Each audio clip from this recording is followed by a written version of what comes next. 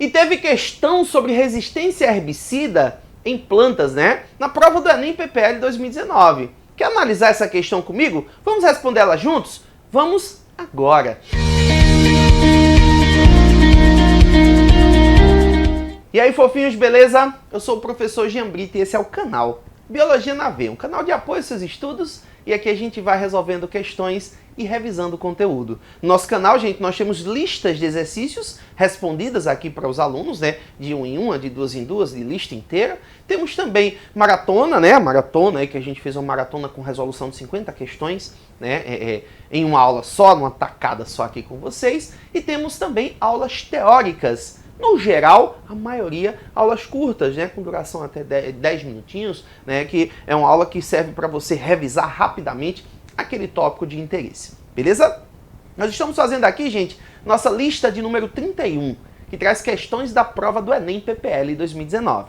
Para quem não sabe, gente, essa prova PPL é uma prova, a aplicação diferente da prova do Enem, tradicional, né, no caso, é diferente porque ela é exclusiva para pessoas que são privadas de liberdade.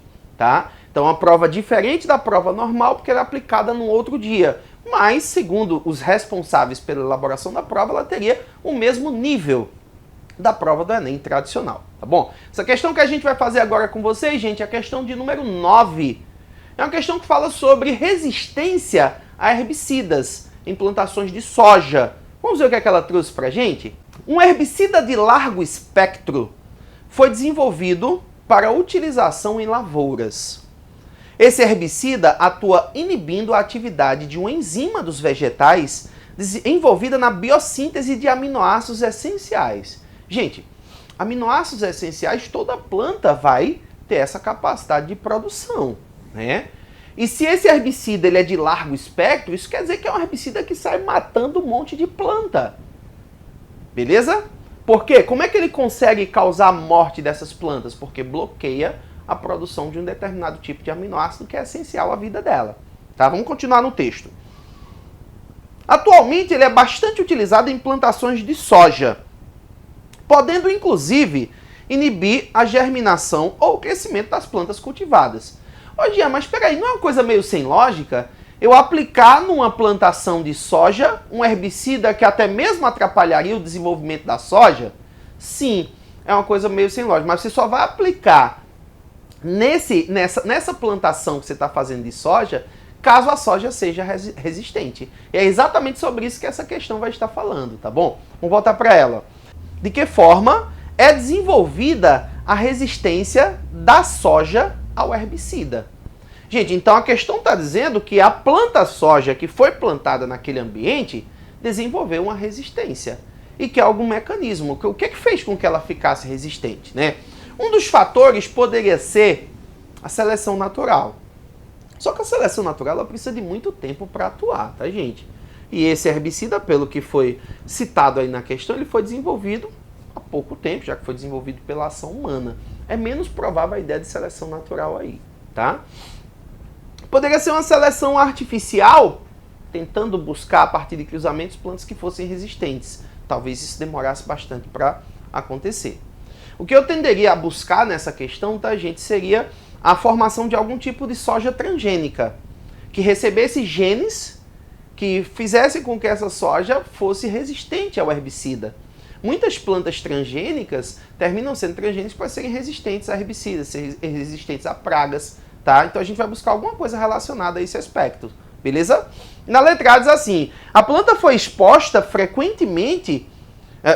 frequentemente uma espécie de soja a altas concentrações de herbicida, levando ao desenvolvimento da resistência. Vocês conseguiram perceber que nessa alternativa, letra A, ela tem uma visão lamarquista? Conseguiu perceber que tem uma leve visão lamarquista aí? A visão lamarquista é que o ambiente modificaria o indivíduo. De tanto fornecer o herbicida na planta, né, essa planta terminou ficando resistente. É visão lamarquista, gente. Não está correta, não é essa que eu quero, tá bom? A letra B, ela diz assim: cultivando soja com elevadas concentrações de aminoácidos, induzindo a formação de moléculas relacionadas à resistência. Espera aí. O aminoácido ele é produzido através do uso da enzima que é bloqueada pelo herbicida. Eu fornecer para a planta muito aminoácido, eu não vou estar fazendo ela ficar resistente. Tá? Eu vou estar suprindo uma coisa que ela não está mais produzindo. Mas isso não estou induzindo resistência. Não é a melhor alternativa, tá, gente? Vamos olhar aqui o que é que tem na letra C agora. Ó. Empregando raio-x para estimular a mutação em uma variedade de soja, produzindo a enzima-alvo resistente ao herbicida. Gente, esse lance de induzir mutação é uma viagem, né? Isso aí. Como é que você vai induzir a mutação para que a mutação seja exatamente o que você quer? As mutações, elas acontecem aleatoriamente, tá, gente? E a gente não tem condições de saber se a mutação vai trazer a característica que a gente deseja.